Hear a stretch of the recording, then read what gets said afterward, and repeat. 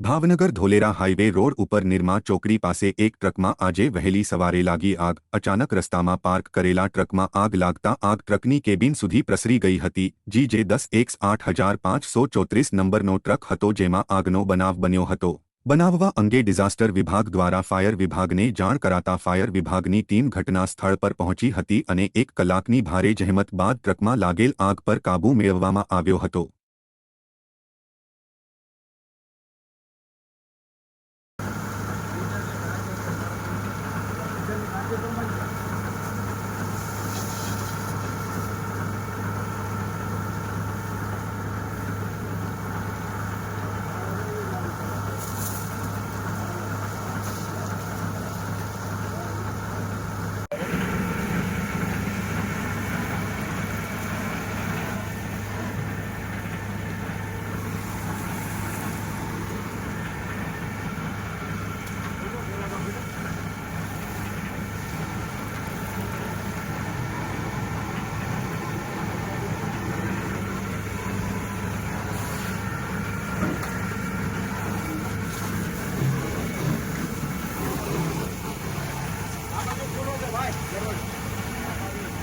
police સાહેબ લઈ લો,